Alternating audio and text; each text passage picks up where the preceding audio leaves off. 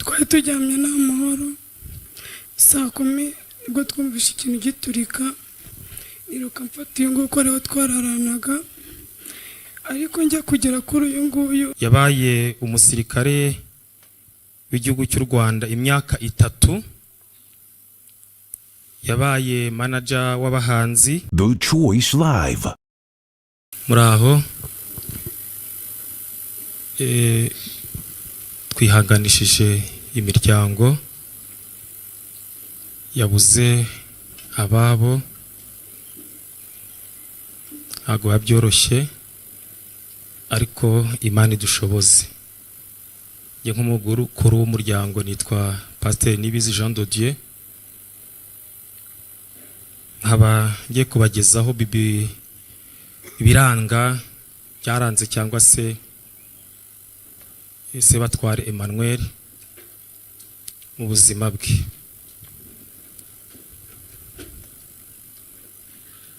Sebatware Emmanuel yavutse mu 1980 yavukiye ahitwa Rugera Inyabihu nira ntara y'Iburengerazuba.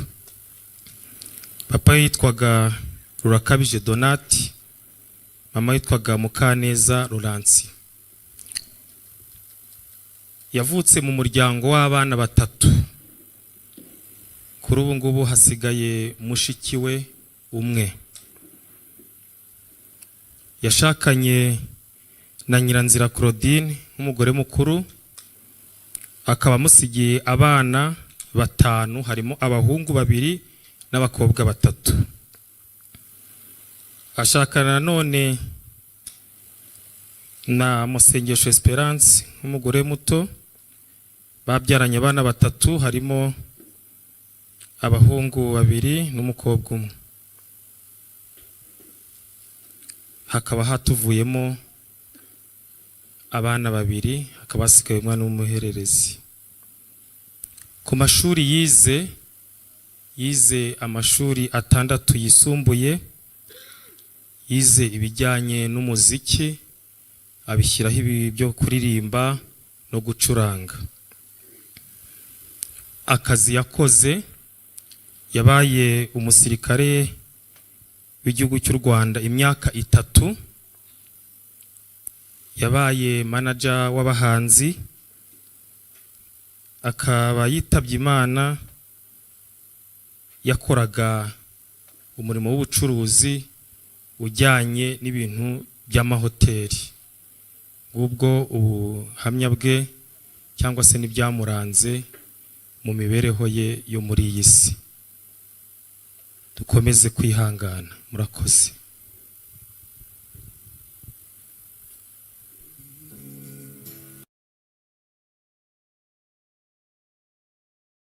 Ndimwe kudusangiza ku mibereho n'ubuzima bya Sebatware Emmanuel. Reka rero twakire Nyiranzira Claudine atwemerera hano adufashe kuduha ubuhamya bwa Sebatware Emmanuel.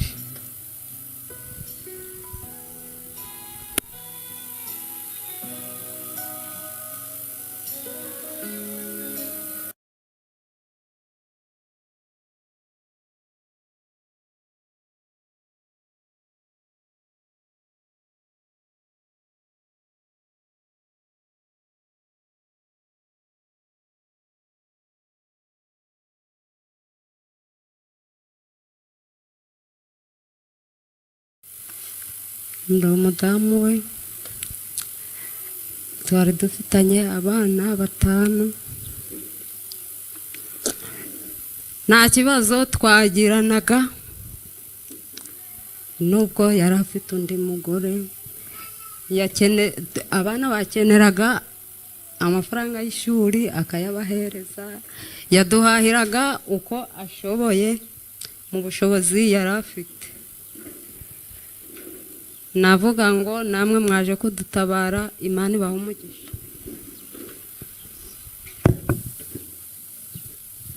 Arakoze mubyeyi kandi namwe mukomere.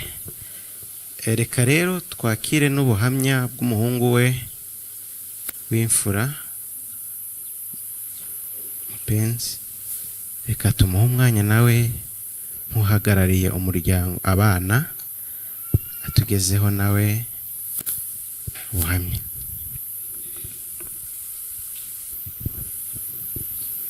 tubanze kubasuhuza, mwakoze kuba mwaje ngo duherekeze ababyeyi bacu.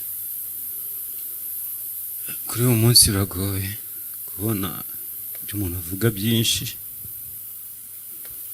Umubyeyi wacu ni umubyeyi ukomeye, uko namwe mubyumva mwese mwatewe nimba n'ibyabaye. Ntacyo twari tuzi, gusa twahabajwe nyine n'inkuru, tubimenya byaratunguye cyane. Nta gihe cyari gishize tuvugana, ariko benshi bazi inkuru izi, ariko uko mwayumvishe ntabwo twayumvishe. Mwese ntabwo mwatikise ibyaba, ariko ibyabaye hari impamvu runaka, kandi Imana n'umuntu nyirizina nk'umubyeyi niwe uzi impamvu ya byose, n'Imana nyir'ubwite. Twebwe nk'abantu ntacyo twabona tuvuga, nk'uko namwe mubibona biratugoye, byatutunguye. Kagaragara yarakiri muto, ntabwo twese twatekereza ibyaba, nyine biragoye. Gusa nyine yatureze neza, twari dutangiye gukura, nk'uko bigaragara ndakuze, mfite umugore, mfite n'umwuzukuru, dufite abuzukuru 2, ko bigaragara nyine twararezwe, twitaye nk'uko bikurikiye. Nta byinshi nyine umuntu yavuga, ariko murakoze.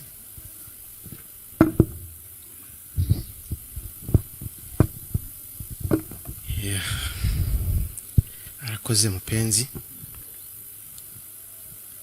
Biragoye kubyumva, biragoye. Reka rero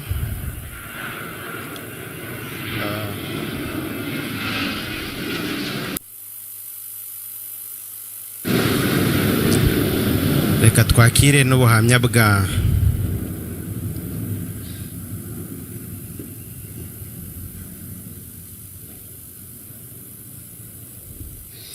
Mukangwije. Nk'uko babivuze ko hasigaye umwe, niwo Mukangwije, ariwe wari mushiki wa Sebatware Emmanuel. Reka rero nawe tumwakire nk'umuntu wareranwe nawe aduhe ubuhamya.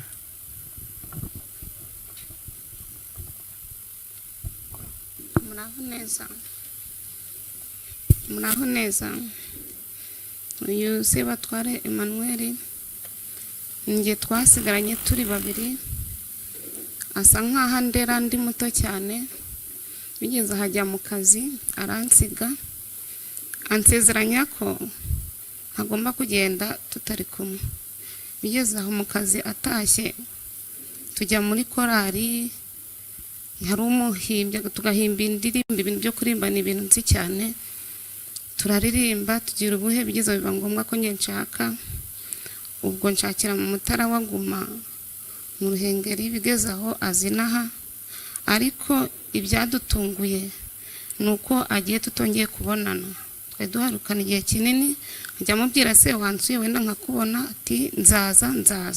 Mwakira cumwe niho yampamagaye aramvugisha, ambwira se ubu nzakubonana, nzarinde mpfa tutabonanye, ngo humura ndi kugupangira, nzaguhamagara wenda duhure.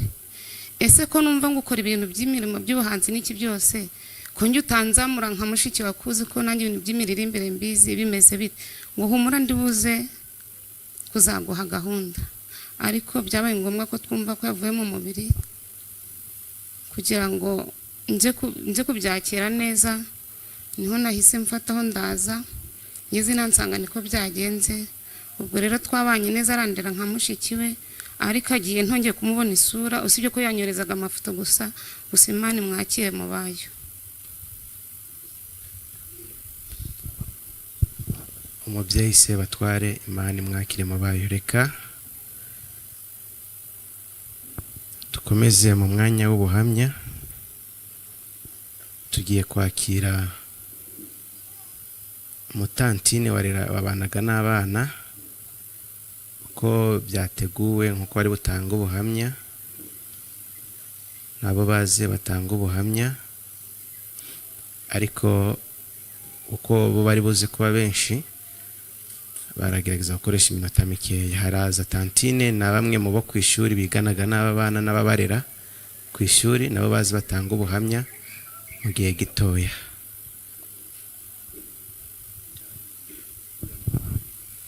Yesu ashimwe. Mbere yo kugira icyo mvuga ndahagarara n'abo twarokoranye.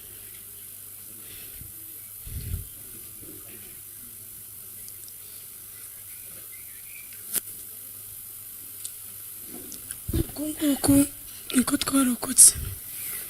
Umuriro ni abana nakundaga, Bureze, Blessing, Brian. Twari turyamye n'amahoro, saa 10 ubwo twumvishe ikintu giturika, niruka mfata uyu nguyu ko ariho twararanaga, ariko njya kugera kuri uyu nguyu yahamagaraga, abana bahamagaraga mudogo wabo ati mudogo dutabare. Ariko ikintu cyaje kubaho kuko nawe mbonye ko nyize umuriro aho naciye, navuga ati reka nange uyu mwana njye nishake ngumemo. Yaje Imana yadutabaye, abahungu twabanaga baza kwica urugi rw'imbere, nirukankana uyu mwana banasohotse ari amahoro. Ariko abana nta kibazo nifitanye nabo, ni abana akundaga, Bureze, Blessing n'uyu nguyu nsigaranye Imana nareraga, nemeranye nabo umwaka wose, nta kibazo mfitanye nabo kandi nzahora mbakunda. Yesu ashimwe. Natwe ntitwabura gushima Imana ubwo twari mu nkongi y'umuriro. Inkongi y'umuriro yatangiye saa 10, numva ikintu kiraturitse. Gituritse biba ngombwa uyu musista nta twari twaraye kumwe aza ari kunyirukira asanga ngiye waho ndi kuko ni umuriro gwabaye mwinshi. Biba ngombwa yuko umuzamu wari uri hanze niwe wabashiye kudukingurira. Kubw'amahirwe nubwo abana bapfuye bari kwakura mudogo dutabare, natwe ubwacu aho twari turi ntabwo twari kubona aho tunyura usibye Imana yahabaye. Kandi icyo dushimiye Imana ni uko itemeye yuko bose bagenda, ikadusigira umwana w'umuhungu Brian. Murakoze. The Choice Live.